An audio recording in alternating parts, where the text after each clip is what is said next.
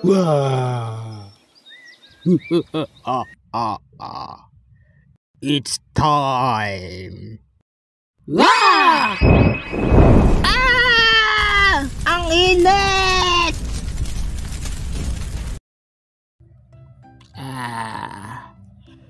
Woo! Grabing init naman. Ang init ng paligid. Para akong nasa pugon. Woo! Sana magkaroon kami ng aircon. Oh, ito aircon. Tag-init na naman. Bilis ng panahon, no? Mararanasan na naman natin ang panahon na niluluto tayo ng araw sa sobrang init.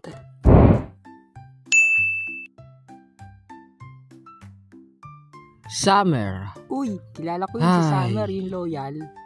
Ito yung panahon na hindi ka mawawalan ng pawis. Yung kakapunas mo lang ng pawis tapos pinapawisan ka na kaagad. Ito yung panahon na kahit saan sulok ng bahay nyo, mainit. Pwera na lang kung may aircon kayo. May aircon kami. Kaya di kami naiinitan. Ang init! Sa sobrang init, pwede ka nang magluto ng ulam sa bubong nyo. Pwede mo na rin lutuin itong manok. Itutok mo lang to sa araw. Di ba? Naluto na? Di naman totoo yan eh. De, joke lang. Uy! Sa sobrang init, kahit kakaligo mo lang iniinitan ka pa rin. Kaya masarap magbabad sa tubig pag summer. Masarap? Anong lasa ng tubig?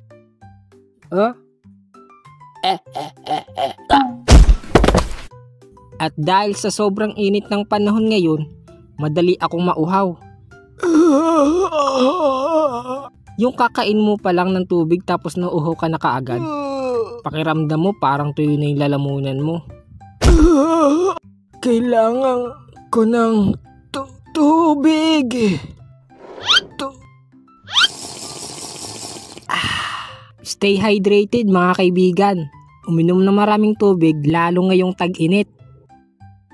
Summer na, kaya pag-usapan natin ang bakasyon. Bakasyon! Magbabakasyon na naman ng mga estudyante. Teka, may pasok pa pala sila ngayong summer. Dati kasi buwan ng April yung start ng bakasyon namin. Ewan ko lang ngayon kung kailan. Sa June pa daw bakasyon. Weh. Di wag ka maniwala. Ay? Bakasyon. Ito lang naman yung hinihintay namin dati pag malapit na ang summer. Kasi wala nang pasok. Wow! Hindi ka nagigising ng maaga para pumasok sa school. Hindi ka nasasagot sa mga quiz ng teacher mo. Hindi ka nagagawa ng assignment. Hindi mo na kailangan mag-isip ng paraan para makakopya sa klase mo. Hindi ka na mapapagalitan ng teacher mo. At hindi ka na malilista sa noisy. Di ba ang saya? Ang saya!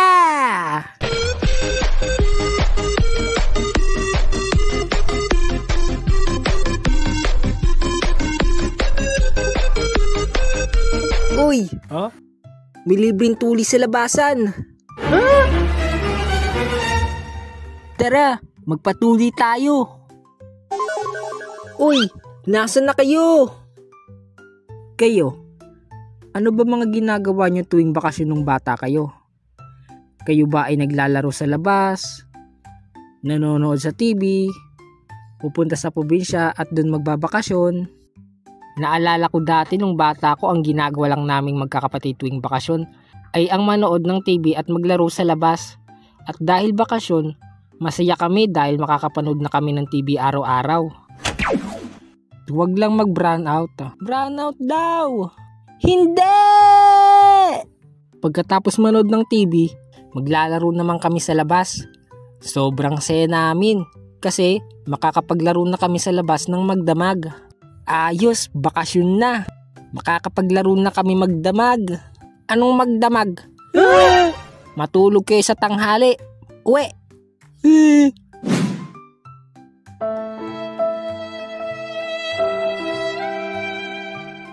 Ay, bawal pala magdamag. Palo ang aabutin pag magdamag yung paglalaro sa labas. Paglalaro lang sa labas ang ginagawa namin dati tuwing bakasyon. Kaya pag uuwi kami ng bahay, amoy araw at puno ng libag sa leeg. Pwede nang ibenta.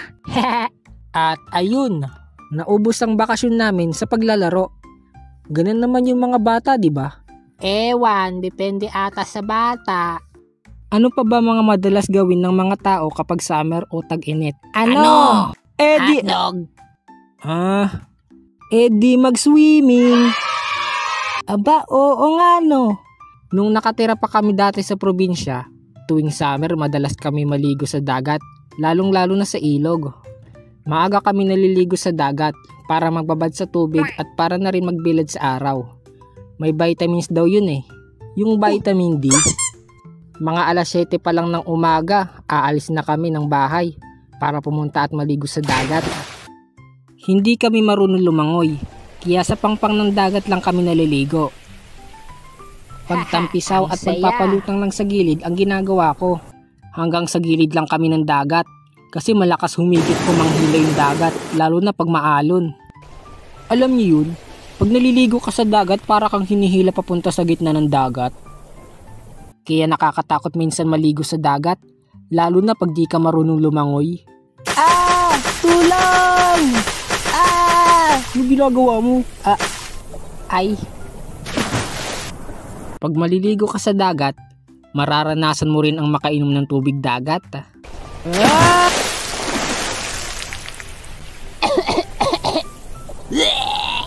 Ang alat! Sa tuwing naliligo kami sa dagat, lagi ako nakakatikim ng napakaalat na tubig. Kapag summer, madalas rin kaming maligo sa ilog ng kuya ko. Tapos kasama namin yung pinsan namin at mga kaibigan ko. Mas masaya kasi kapag may mga kasama kang kaibigan. Sobrang init. Tara, ligo tayo sa ilog. Tara, para mabawasan naman yung init ng katawan ko. Ang hot ko kasi kaya mainit. Lo, Anong hot? Hotdog? You eat nothing but hotdog. Hotdog all the time. Kayo naman, nagbibiro lang. tara na. Punta na tayo sa ilog para makaligo na tayo. Tara. Isa sa pinakagusto ko sa ilog ay yung magandang tanawin. Presko ang hangin sa ilog. Kaya napakasarap talaga maligo sa ilog. Mga alauna ng hapon kami naliligo sa ilog. Ayun yung oras na madalas mapag-usapan namin eh. Tirik na tirik ang araw nun kaya sobrang init talaga.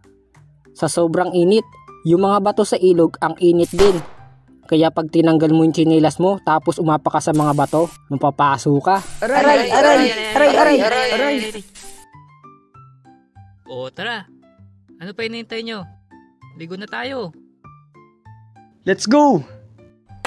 Yahoo!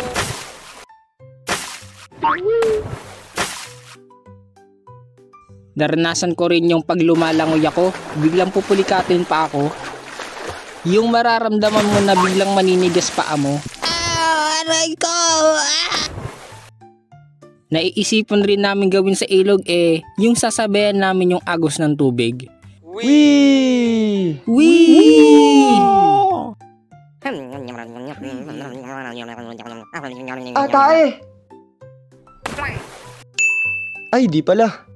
Natatay ka na yata eh. Tay ka na. Pwede naman yan. Ano? Di kaya? Pag maliligo kami sa ilog, hindi mawawala ang pagkain. Nakakagutom kasi pag naliligo sa ilog. Uy, ano yun? Gutom na tiyan mo, Nash. Ikaw nga rin eh. Tara, kain muna tayo. Buti may binili ako mga biskwit. Tara, may binili rin akong mais. Yun pala eh. Tara, kanina pa ako nagugutom. Uy, pengi! Kainan na!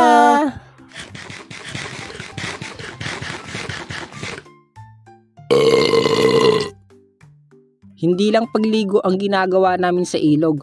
Ang ginagawa rin namin ay ang manghuli ng mga suso. Ang tawag doon sa amin ay hurabas at bisipis. May susunga rin doon na parang kawali eh. Tawag namin doon kawali. Di ko alam kung yun talaga tawag doon. Haha, sa ilog na yun, doon ako nakakuha ng mutya. Oy bata, nakikita ko sa iyong aura na ikaw ang karapat-dapat na mga laga sa mutyang ito. Ha? Bakit ako? Sino pa ba? YouTube channel mo to. Kaya ikaw lang ang karapat-dapat. Ha? Oh yeah!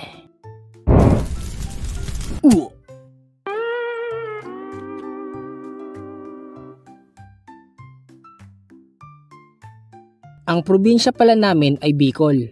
At bago ko tapusin ang bidyong to, sasabihin ko sa inyo ang isa sa salitang Bicol na alam ko. Garuka udo. Subscribe po kayo sa mga animator na nakasama natin sa video na sina Endon ng Endon Animation, si Nash ng Nash Leads Animation at Toto ng Kababalaghan. Subaybayin nyo rin pala ang Mutya series ni Kababalaghan. Nandyan ako oh. Ayun oh. Diba? Cute ko? At ang angas pala ng drawing na gawa ni Kababalaghan. Ang cool namin no? Oh yeah! Salamat rin pala sa fan art na gawa ni Nashley's Animation at Jason Animation. Yun lang. Bye-bye!